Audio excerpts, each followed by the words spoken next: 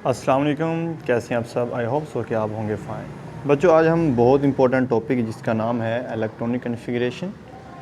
आज हम ये सीखेंगे किसी भी एटम की इलेक्ट्रॉनिक कॉन्फ़िगरेशन को कैसे हम फाइंड आउट करते हैं। जो भी हमारे पास एटम है, हमारे पास कितने एलिमेंट्स हैं? 118 एलिमेंट्स हैं, ठीक है। इन 118 एलिमेंट्स के इलेक्ट्रॉनिक कॉन्फ़िगरेशन का जो तरीका है ना, मैं आज आपको इस वीडियो में, जो 2-4 मिनट की वीडियो है, इस वीडियो के अंदर आपको इस काबिल बना दूंगा। आपके पास जो मर्ज़ी एटम है, चाहे उसका एटॉमिक नंबर 100 है, 90 है, 80 है, वट एवर, जो भी उसका एटॉमिक नंबर है, वो आप इस वीडियो में क्लियर करने के काबिल हो जाएंगे। तो आपने ये वीडियो देखनी है पूरी, हमारे साथ जुड़े रहना है आपने, अनटिल के आपको ये क्लियर ना हो जाए। आपने चैनल को सब्सक्राइब कर लेना और लाइक भी कर देना, क्योंकि आपको आज वाली वीडियो बहुत ही समझ आने वाली है। Let's start. बच्चों, आपको सबसे पहले ये पता होना चाहिए हमारे पास सब शेल कितने होते हैं। शेल और उसके बाद सब शेल है। बच्चों, आपको शेल्स का पता होना चाहिए। You have to need to know about the cells. बच्चों, हमारे पास 4 शेल्स होते हैं, ठीक है। जैसे कि हमारे पास क्या, एक के है, एक एल है, एक हमारे पास एम है और एक हमारे पास एन। ये 4 शेल हैं। जैसे कि बच्चों, ये कोई भी हमारे पास न्यूक्लियस है, ये उसका पहला शेल है जो कि के है। ये उसका दूसरा शेल जो कि एल है। और ये बच्चों हमारे पास उसका तीसरा शेल है। और ये हमारे पास उसका चौथा शेल है, एम और एन, ठीक है। ये फर्स्ट है, सेकंड है, थर्ड है और ये 4 है। ये चीज़ें आपने अपने माइंड में बैठाते रहना है, इसको अंडरस्टैंड करना है, ताकि जब भी आप इलेक्ट्रॉनिक कॉन्फ़िगरेशन करें तो आपके माइंड में ये वाली चीज़ें हों। और बच्चों, हमारे पास जो सब शेल होते हैं ना, सब शेल मतलब जो शेल्स के अंदर होते हैं, मतलब सब शेल क्या होते हैं? The probability of finding the electron, यानी जिधर इलेक्ट्रॉन्स के पाए जाने की जो मुमकिनियत होती है, पॉसिबिलिटी होती है, उनको सब शेल्स का नाम दिया जाता है।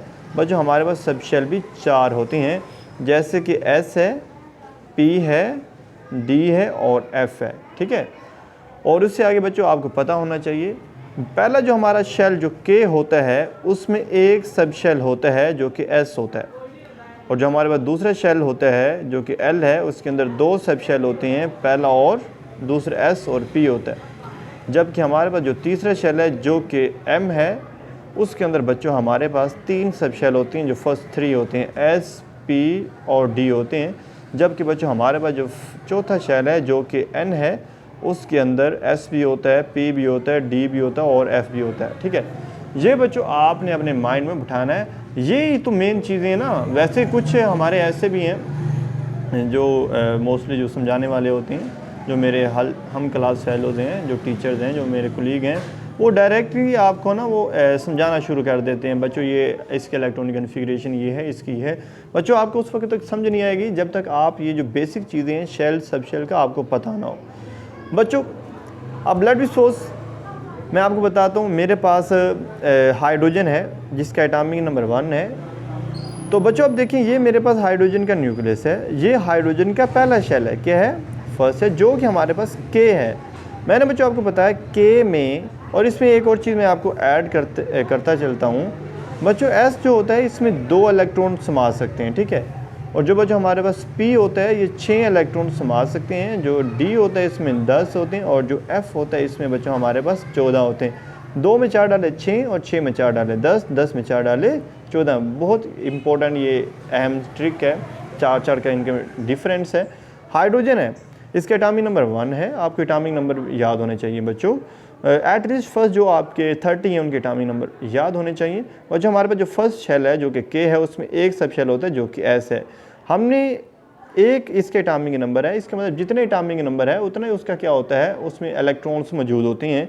और जो हमें पता है एस इलेक्ट्रॉन 2 रखता है। अगर हम इधर 2 लिखेंगे तो वो 2 हो जाएगा, लेकिन वो ज़्यादा नहीं करना, हमने कम कर सकते हैं लेकिन ज़्यादा नहीं कर सकते। तो इसका मतलब इसके अंदर 1 ही आएगा। तो हाइड्रोजन की जो इलेक्ट्रॉनिक कन्फिग्रेशन है वो बच्चों 1s1 है। बच्चों, अब मैं ऑक्सीजन की तरफ बढ़ता हूँ जिसका एटॉमिक नंबर 8 होता है। ये इसका न्यूक्लियस है, ये इसका फर्स्ट शेल है, ये इसका दूसरा शेल है।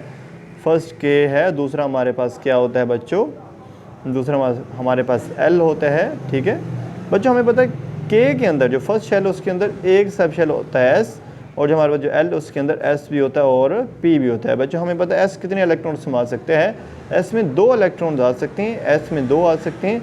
हमने 8 करने, P तो वैसे 6 रखता है, 6 करेंगे तो 10 हो जाएंगे, हमने 10 नहीं करने, हमने 8 करने, तो P में कम आ सकते हैं लेकिन ज़्यादा नहीं। तो हमें ये भी पता चला ऑक्सीजन का 1s2 है, ये 1s2 है, और आगे हमारे पास जो सेकंड है 2s2 है, और 2p जो P भी 2 में है ना, तो ये हमारे पास ऑक्सीजन की आ गई।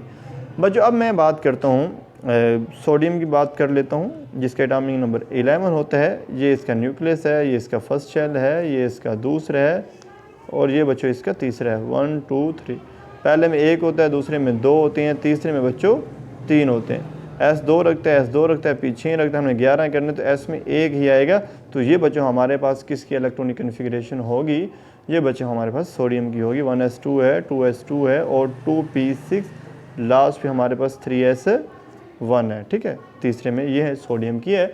अब बच्चों मैं बात करता हूँ, मेरे पास है, ये देख लें क्लोरीन है, जिसका एटॉमिक नंबर 17 होता है, ठीक है।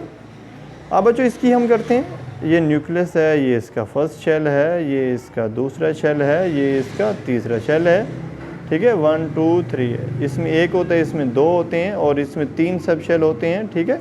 S2 रखता है, S2 रखता है, P 6 रखता है, S2 रखता है।